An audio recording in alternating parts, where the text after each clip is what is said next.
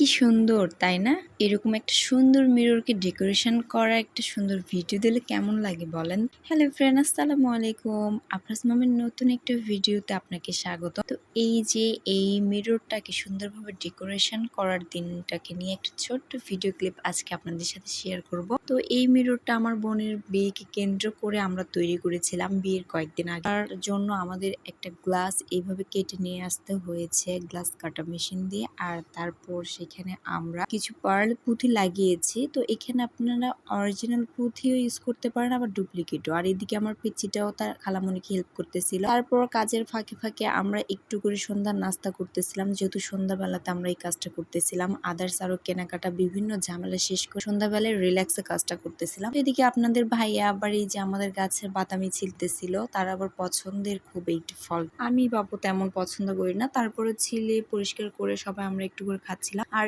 এইদিকে এই যে এই বাদামির খোসাটা দিয়ে সুন্দর করে টুপি বানিয়ে আমার মেয়েকে পরাচ্ছিলাম। আসলে ছোটবেলাতে আমরা এইভাবে বড় হয়েছি খেলে, তো সেইটা আমার মেয়ের সাথে একটু শেয়ার করতেছিলাম। আর এইদিকে দেখে পিচ্চিটা আমার আবার হঠাৎ করে মনে হয়েছে খাওয়া শেষে ব্রাশ করতে হবে, তো সে তার চেয়ারটা নিয়ে গিয়ে বেসিং এ একা একা ব্রাশ করতেছিল। তো আদার্স সে তার পেস্টটা না নিয়ে আমাদের পেস্ট গুলা নিতেছিল। মাশাআল্লাহ, বাবাটা আমার বড় হয়েই যাচ্ছে দিন দিন। আর এইদিকে তার এই যে খুনসুটি খেলাধুলা সবকিছু শেষ করে আমরা এসে আমাদের আদার্স কাজগুলো করে নিচ্ছিলাম। আর এখানে আমরা আর্টিফিশিয়াল ফুলগুলোকে কেটে সুন্দর করে একদম আঠার মাধ্যমে এখানে বসিয়ে দিয়েছি। একটু একটু করে আমরা পার্ল পুঁতির সাথে আর্টিফিশিয়াল ফুলগুলোকে সুন্দর করে জয়েন্ট করে দিচ্ছিলাম। আর বিশেষ করে এই ধরনের বিভিন্ন হাতের কাজগুলো করতে অনেক ভালো লাগে, মজা লাগে, আর আমরা করে থাকি।